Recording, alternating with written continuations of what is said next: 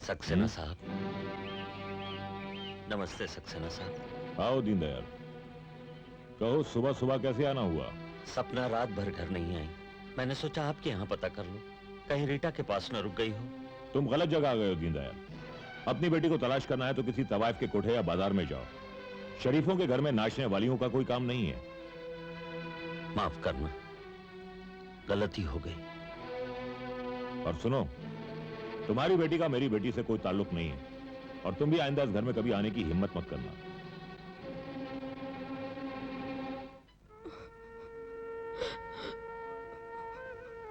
सपना, तुम रो क्यों रही हो?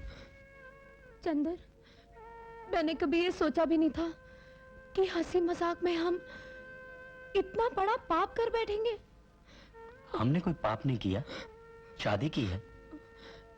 शादी तब होगी जब हम अग्नि देवता को साक्षी मानकर अग्नि के गिर्द फेरे लेंगे।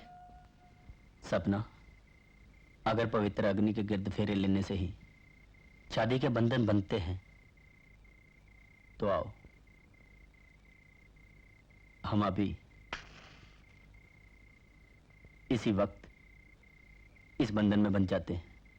आओ सपना, आओ आओ, मैं अभी इसी वक्त तुमसे शादी करूंगा।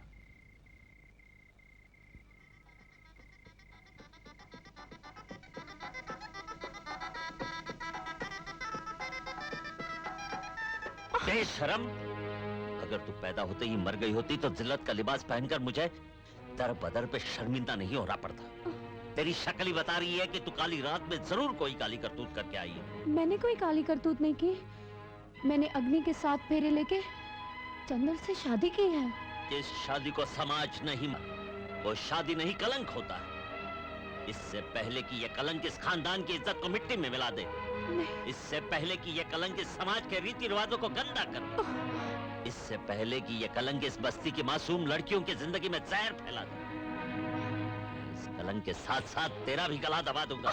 नीच, मैं तुम्हें जिंदा नहीं छोड़ूंगा, जिंदा नहीं छोड़ूंगा। छोड़ दीजिए इसे। क्या कसूर है इसका अंकल? क्या किया इसने? खबरदार, जो तुमने मुझे अंकल कहा तो कमीने, नीच, मददगार बनने का नाटक करने वाले लुटेरे। अगर मुझे पता होता तेरे नापाक इरादों का कि तुम मेरी बेटी को अपने प्रेम के जाल में फंसाकर उसकी जवानी से खिलवाड़ करके उसकी जिंदगी को तबाह कर देगा तो इस घर के अंदर तो क्या, इस घर की चौखट पे भी तुझे कदम नहीं रखने देता। बंद कीजिए ये भाषण। कहीं ऐसा ना हो आपका ये भाषण सुनकर आसमान कांप उठे और धरती फट जाए। मैंने सपना से मोहब्बत की है, उसे अपनी बीवी माना है, अपने मन मंदिर में बिठाकर देवी की तरह उसकी पूजा की है मैंने। अगर तेरी मोहब्बत पाक है तो क्या इसे समाज के सामने अपनाओगे? क्या इसे डोली में बिठाकर अपने घर ले जाओगे? हाँ हाँ हाँ, मैं इसे अपनाऊंगा, समाज के सामने डोली में बिठाकर अपने घर ले जाऊंगा। आप जब चाहे अपने समाज को इकट्ठा कर सकते हैं। चंदर, माफ करना मुझे, मैं तुम्हारे बारे में कितना गलत सोचता था। तूने तो सपना को अपना कर मेरे अरमानों को पूरा कर दिया। अंकल, बोलो बेटे। अगर आपकी आज्ञा हो तो मैं इन्हें घुमाने ले जाऊं? अब ये तुम्हारी पत्नी है, जहां मर्जी चाहे ले जाओ। चलो। अच्छा, नमस्ते। अच्छा पिताजी। आओ चलें। अच्छा बेटे।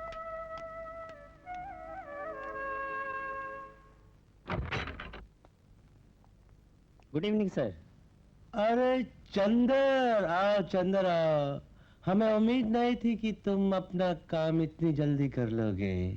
जितनी जल्दी से मैंने आपका काम किया उतनी ही जल्दी से आप मेरा काम कर दीजिए।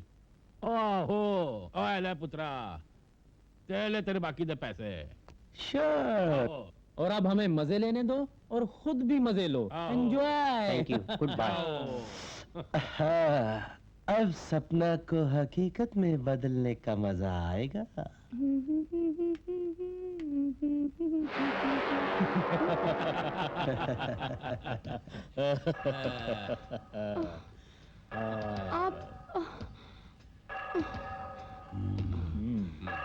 क्या आप वही हैं जो मुझे हीरो का हार देने आए थे? हाँ, हम वही हैं तुम्हारी याददाश्त बहुत तेज है। तो फिर तुम्हें यह भी याद होगा कि एक दिन तुम ओबराय एंड कंबाइन में नौकरी लेने गई थी। और तू उस नौकरी को ठोकर मार के चली गई थी, हैं? इसका मतलब है वो कंपनी भी आप ही कमीनों की है?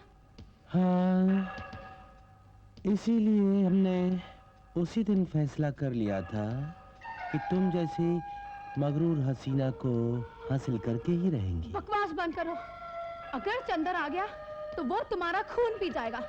हम दौलतमंद व्यापारी हैं और दौलत से हम दुनिया की हर चीज खरीद लेते हैं। जैसे तुम्हें चंदर से हमने खरीद लिया इन 5 lakhs। ओए पुलता क्यों है यार? और साथ में एक फ्लैट भी दिया था, फिलहाल एक खूबसूरत गड्डी भी। चंदर मेरा पति परमेश्वर है, वो मेरे साथ इतना बड़ा धोखा नहीं कर सकता। धोखा। और फिर बुला अपने चंद्र को बुला। मगरूर हसीना को तो फिर बुलाओ अपने हस्बैंड को। तो फिर बुलाओ अपने पति परमेश्वर को, जो यहाँ आकर हम तीनों राक्षसों से अपनी पत्नी को ले। तुम जैसे राक्षसों के लिए पति की क्या जरूरत है? सपना अकेली ही काफी है।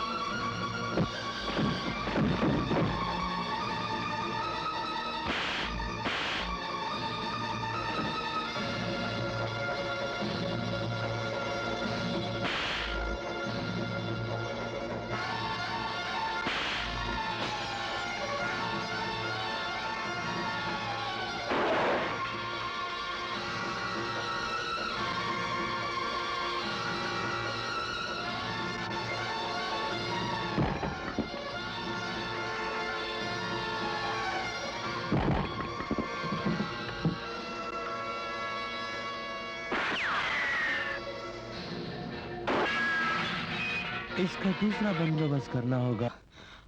अंकल, इतनी रात गए तुम यहाँ? अंकल मेरे पीछे 3 गुंडे पड़े हुए हैं। कौन है वो? ओबराय एंड कंबाइन के मालिक। ओबराय वर्मा कपूर? हाँ अंकल। जिनके तुम नाम ले रही हो, जानती हो कौन है वो लोग? हाँ अंकल। उनके पैसों से कई अनाथ आश्रम चलते हैं, कई संस्थाओं को वो अनाज की राहत देते हैं, और नारी सुरक्षा के लिए उन्होंने कई नारी निकेतन खोल रखे हैं। ऐसे शरीफ लोगों पर कीचड़ उछालते हुए तुम्हें शर्म नहीं आती? मेरी बात का यकीन कीजिए अंकल, वो शराफत के पर्दे के पीछे घिनौने कारनामे करने वाले दरिंदे हैं। मैं तुम जैसी नाचने वाली आवारा बदचलन लड़कियों के नापाक इरादों से अच्छी तरह वाकिफ हूं। जब नाचने से पेट नहीं भरता तो अमीर लोगों को अपने हुस्न के जाल में फंसाने की कोशिश करती हो, नहीं। और जब वो नहीं फंसते तो उन पर तोहमत लगाकर, उन्हें ब्लैकमेल करके उनसे नोट बटोरने की कोशिश करती हो। मुझे तो लगता है तुम भी उनके साथ मिले हुए हो। चली जाओ यहां से, और दोबारा कभी यहां आने की कोशिश मत करना। आऊंगी, एक बार जरूर आऊंगी, तुम्हारी दी ये गालियों का हिसाब चुकाने के लिए, लेकिन पहले उन दरिंदों से निपट लूं।